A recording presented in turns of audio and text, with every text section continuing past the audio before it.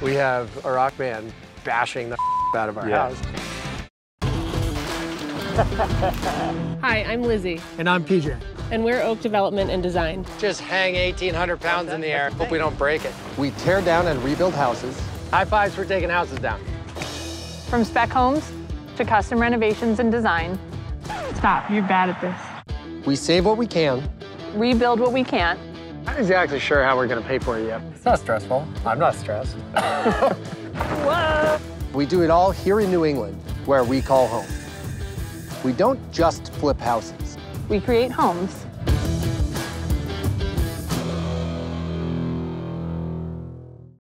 Heart of Oak is brought to you by Timberland Pro. Always do, never done. Cam Appliance. Make your next appliance a Cam Appliance. Mid-Cape Home Centers, serving building professionals for 125 years. Mountain One Bank, where banking is in our nature. We have a ton going on at Metallark. Subcontractors on top of subcontractors, all working together. Typically, we space things out a lot more than we are right now, but because I want to get that thing on the market, I really want the floors in, the appliances in, and I would love to have countertops in. I don't know if that's going to happen. It's kind of backwards to do it this way, but people can't envision things, so I want to get as much done as possible. So hopefully, we'll sell this thing before the winter hits. All right, let's go in and check it out. How's it going? We'll get the hardwood floor in now. The appliances and the cabinets can all go in the next week while they wrap up the floor in the rest of the house. So by the time the appliances go in next week, the floors will be done, all the doors will be in, and now we'll have kind of a much better palette to show people. I don't know, see if my theory works. In the meantime, everyone's gonna kill me because I'm piling every subcontractor on top of each other. One thing I wanted to talk about is the fact that we have two kind of masters in this house. So a lot of times in vacation areas, we like to do a master both on the first floor and the second floor. The first floor is always kind of bigger and more functional, and then the second floor one is a little smaller, and that's typically the way it has been in any house that I've done down on the Cape. This is our main master, so we've got a spot for a king-size bed here, which we created out of a closet area, right? So you have one closet here, and we have our walk-in around the corner, and then you have our bathroom. It's a smaller bathroom, but what's nice is that it's a functional bathroom. It's got a really nice custom shower. It'll have a double vanity. Kind of has everything you really need. The one thing we got rid of was the tub, because in a vacation home, we just decided we'd much rather have the walk-in closet on the other side of this wall than put a big tub here and take up a lot of space. So it's all about efficiency. And of course, we have our linen closet, which I try to get in every bathroom. All right, so if you remember, this used to be a closet, which was removed, again, to make a bed wall. This house had a lot of odd closets, and it made it really hard to, put a bed against a wall, or any sort of interior decorating was really tricky. So by eliminating that one closet, we created a bed wall over there. And now we're standing in what I guess I would consider my second floor master. So again, smaller, more functional, but gives you an option to have a private setting on the second floor, and then maybe make the master downstairs your guest suite or something like that. Before these rooms are wrapped up, I need to make some design decisions with Andrea and Glenn. So this is the tile I picked for the foyer powder room, and we're gonna cut it down and do like a herringbone pattern with it. What's this? This is options for the backsplash for the kitchen. Okay. That's the island. Shaker cabinets. We're discussing whitewashing like some of the brick. And then farmhouse sink, we want to do a counter mount pot filler. Okay, so this vanity we already own. So we're going to use the base of it, get a new top put on. We actually already own this Restoration Hardware mirror. Yep. So then for the Jack and Jill bath, I have two options for floors. This one or this light gray. This is probably a little bit more trendy. This is probably a little more safe. I like this. I actually kind of like that too. Well, this is what I originally picked, but then we thought it could be too dark for Cape Cod because it's more like beachy, ocean. My gut tells me we play it safe. I agree. Okay. Because it's a spec house. Yep. Yeah. Right? So this is what I've picked for the master. We could do this on the walls in the shower, and then we could do this on the floor, or that on the floor. I like this. I like that, but it's predictable. Maybe this, or something like that. Or maybe this in different pattern. This just not 50 a square? How's that sound? Well, I obviously didn't know it was that much. That's beautiful. I like a hex like that color, just a little smaller. Just smaller? You know? We could do that. Love it when a plan comes together.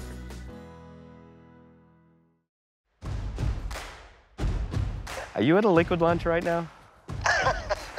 This is a stage of the game where things start to come together rapidly. You happy with that? Okay, so our cold snap continues. I feel like I'm constantly cold on camera. The Squirrel Hill project is finally coming along. We've got insulators inside. I've got to go in and prep a couple things for them. And the one other thing I wanted to show you guys was the finished pergola that Frankie put up a couple weeks ago. Really happy with how this came out. This was kind of a concept we had in our head and on paper, kind of sketched out, but we didn't really have much rhyme or reason behind it. And we ended up just making it completely on our own. We cut all the rafter tails out of cedar, and that combined with the little roof on the left just kind of creates more of a feature focal point of this wall. Instead of having a big stark white wall when you come up the driveway, now we have something that'll please the eye a little bit more.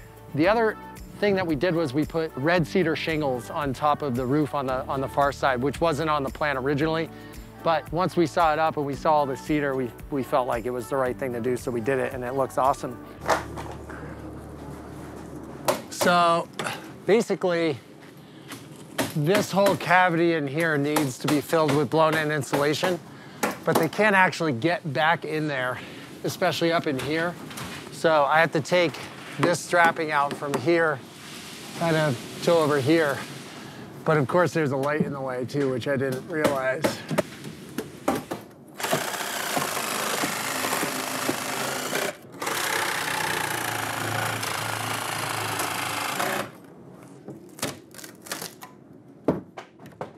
Since today's our last day spraying, we had to do that so that he could get down into these cavities in here. The crazy idea of saving this barn is finally coming to fruition. All the spray foam is in. They've just got the bats to put in the ceiling. The reason we were able to do that is it's actually vented. It was designed that way, so we kept it that way. Instead of spraying the whole roof, we vented the attic. This makes me so happy to see this vision kind of come to life. Everybody thought I was crazy for saving it, but it's fun to see it saved. This is the stage of the game where things start to come together rapidly. Sheetrock gets loaded in, the guys start to hang it, and immediately plaster starts to go up. Jarrah works through prepping the floor in the kitchen. And within days, the guys have the entire place plastered and we're ready for finish work.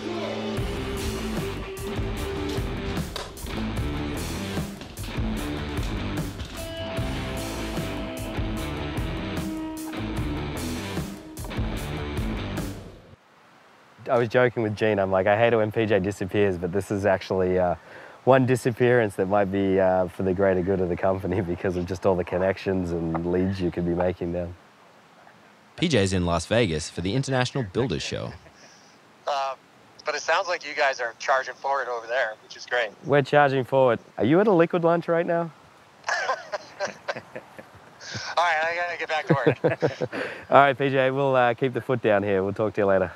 All right, bye. Bye. So the guys got finished up with the porch ceiling yesterday. We got it insulated, inspected, so Jim had all his wiring up there, the lights installed, so then we could put the finish on, cover everything up. It really starts to make this space feel finished. So all that's left now is a nice coat of paint. So this place has transformed a lot since we saw it last. It really doesn't take long once the sheetrock goes up and the plastic goes on the walls. Now we can start focusing on the finishes. So we've got flooring here. This is a 5-inch white oak, wide plank flooring. We've got trim getting delivered tomorrow. We've got tilers starting tomorrow. We're actually going to do a little extra air sealing on this project. We really want to make sure we pass our blower door test. At the end of the project, what they do is they seal the house, they shut all the windows, the doors. They put a big fan on the front door and blow air into the house, and they measure how much air changes inside the house. What we want to do is use a variety of different products. This is expanding foam. We're going to use some caulking just to help seal up all the little extra nooks and crannies that typically go unnoticed. How about this space, huh? I think this kitchen might be bigger than my house. This has to be the most exciting kitchen I've ever worked on. The 14-foot ceilings, the beams. So we plastered, with a bit of a challenge, plastered the walls and the vaulted ceilings. It wasn't as easy as the guys walking on stilts. They had to come up with some creative measures to get up there, but they got it done. The ceiling itself, if you're wondering why it looks unfinished, is because we're actually gonna add shiplap boards up there. The reason we added the blue board and had them do what we call a scratch coat on that was for air sealing. We didn't want air escaping around any of the joints in the shiplap. Over here, we're gonna have a fridge, a big stove range top here with a nice big custom hood. We're gonna actually incorporate, I think, some reclaimed wood into that to tie it in with the beams. We're doing a concrete countertop around the perimeter, nice big apron farm sink. We're gonna have a big island, and that's all over there. Then you've got all of this space. This is just beautiful. We gotta move fast, we Gotta gotta move get fast, it I done. got stuff to do. They've somehow been stupid enough to let me in this machine, and we're gonna take a house down. Okay. We're gonna head over to the antique. The guys from Fasten Master are coming by to show us the new system of hidden fastener decking. So we're using what's called the Tiger Claw system. So basically it's a combination screw nail, but it shoots in with a gun. The purpose of this is that we get a hidden fastener that goes down really fast and efficiently, but holds just as good as a screw from the top. So if these guns do what they say, we'll be able to shoot a whole deck on in a day. We're getting to that point where decking is becoming a reality. We're finally at that point where the finishing touches are happening. So in comes Mid-Cape. Rob, good to see you. Jay, good to see you. And Fasten Master, how are we doing today? Yeah, doing well. What we're gonna talk about today is a hidden fastener system. So decking can go down in many different applications. You can face nail it, you can nail it and plug it, or screw it and plug it like we have here, where you can barely see that plug, right? But then the other option, which we like a lot, is to get the decking with a groove and then use a clip on the side. The problem with clips is that they take forever, right? And so you guys have come up with a system to fix that problem. So right here, we have our hidden clip. This gun is very universal for all kinds of decking, fitting really mostly any type of 5/4 groove decking. You have your hidden clip here, and shoots our pneumatic scrail. It drives in like a nail, but will back out with a Phillips head screw if you needed to. Got it. And I assume that the ridges also help to hold it nice and firm, just like a ring shank nail? Yes. Right? And then, like you said, it does have Phillips head, so that if for some reason you have to back it out during installation, or if a board goes bad or something, you can pull it out. Yep. Got it. Awesome. I got to take a stab at this. So I assume the scrail goes in just like a normal pneumatic gun, right? Yep. I'm going to load it in, and then I'm going to take the clip. Now this is where it gets tricky. Absolutely. So explain that to me. All right, so when you're loading TCG, this clip will go on from the left side of the gun. Okay. You see this little spacer tab right here? Yes. It's best to have that holding right with your left thumb. Got it. Then just slip it right on. So I'm gonna take it, I'm gonna put my thumb on the tab, gonna line it up, and snap it on. Okay, so now the scrails are in, the TCG clip is on. Yep. And so now, a little air, and we shoot it on. Yep, that's simple. All right, so I'm gonna attach my clip. Now I'm gonna take my hose, attach it just like a normal gun. Obviously wearing my glasses. I've got my new clip. I go in and down, off to the side. So now I have my next piece of decking. I'm gonna hold it on an angle to get us started, right? So now we, on this project, are using this 5/4 by 4 mahogany decking. So it's the same application, everything's the same, right? Yes. So we're just gonna go ahead and give it a shot, see how it goes. The question is, what do we do if we have a butt seam, right? So clearly, the clip isn't gonna work for both boards, right? So what's the solution there? So the solution there is the butt seam clip. It fires from the opposite side of the TCG gun. Got it. So again, 305 stainless steel clip. Well, now you have butt seam. So now I'm going in just like that, right? Oh, there, I got it. Seamless. You want to try this thing, man? Who would have known we'd be talking about butt seams today? I mean, it's just so funny how we all turn into 5-year-olds the second you hear the word butt or fart. Screw gun. Or a scrail gun. Scrail gun. I love that. It really does work really well. Like if you've messed up, which happens, let's all admit it, you can just reverse it real quick. So in the future, if you have a damaged board, you can just rip it right down the middle, pull them off, put your new board on. You can Cortex it down with the plugs. I mean, it couldn't be any easier. Awesome. Well, this is a great addition to the Oak Development arsenal of tools. So we're going to put it to use here at the Antique Rental right away. So thanks for coming out. Absolutely. Appreciate it, Rob. As always, appreciate it.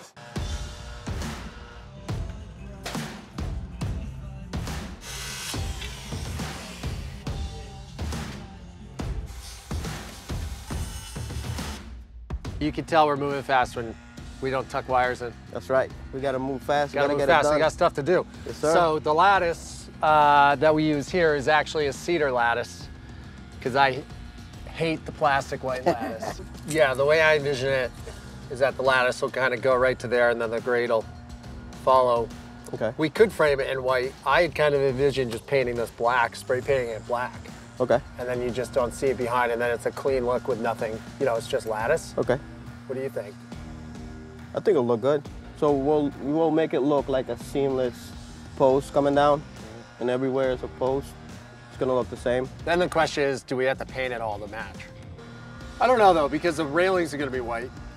Correct. So if the deck is a standalone piece and that's white, and then the house stays the way it is, I mean, the windows are white. Yes, you're not really gonna see this, because we're gonna cover it with a 1x5. Yeah. all the Well, way I'm down. thinking though, you know how we match the trim on the house to the Correct. siding? Oh, okay. So do we match it or do we leave it white? Probably just leave it white. Just leave it white. And then the deck is kind of its own Yes. animal, right? Yes. Okay, I like that plan.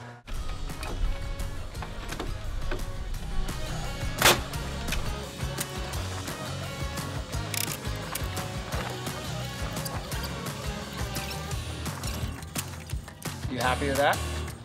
I mean, what's a good rock video unless you're smashing windows? They're breaking stuff again.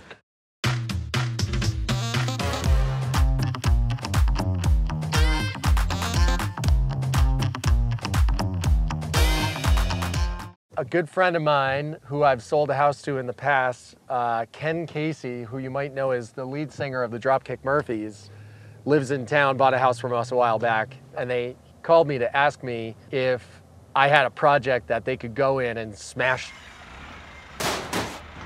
Naturally, we have two projects that we're tearing down. So we're headed over to meet the Dropkick Murphys at our new project, who are there right now with two camera guys, sledgehammers, chainsaws, and other objects to smash the shit out of this project.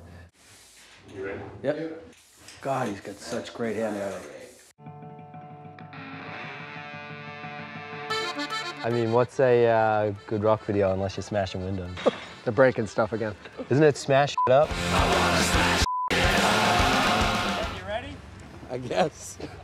What's up, guys? So we're gonna have you smash a house. Who wants to give him the dissertation on the I can barely machine? drive a car, so just so They've somehow been stupid enough to let me in this machine, and we're gonna take a house down. So you can smash any in this room except the floor we're trying to save. We have a rock band bashing the out of our house. You want me to throw the drone up?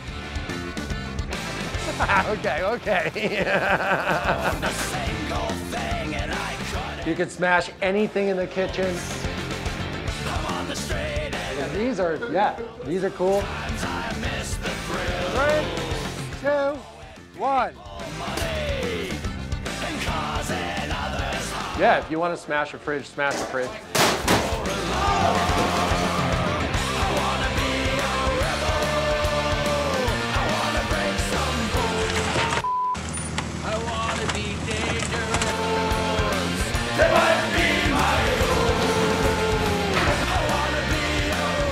Ken, you need to hit it hard.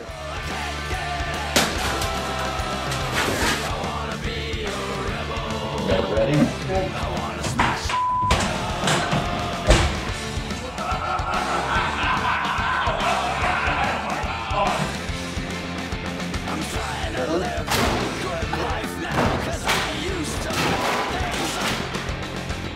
Yeah, life's a little better.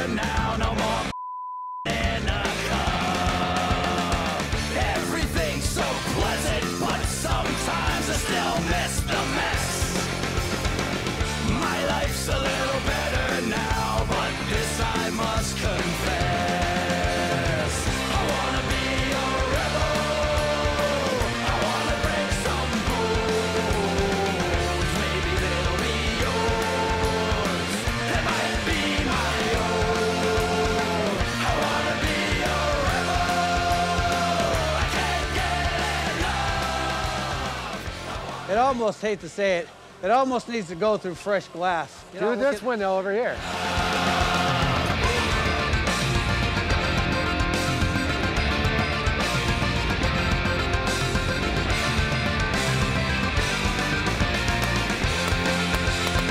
Okay, people. There you go. Now, but sometimes I miss the mess. I'm on the straight and narrow now, but this I must confess. I wanna be a rebel. I wanna break some bones. Maybe they'll be yours. They might be my own. I wanna be a rebel. I wanna break some bones. Maybe they'll be yours. They might be my own. I wanna be a rebel. I can't get enough. I wanna be a rebel. I wanna smash it up. I wanna smash it up. I wanna smash it up.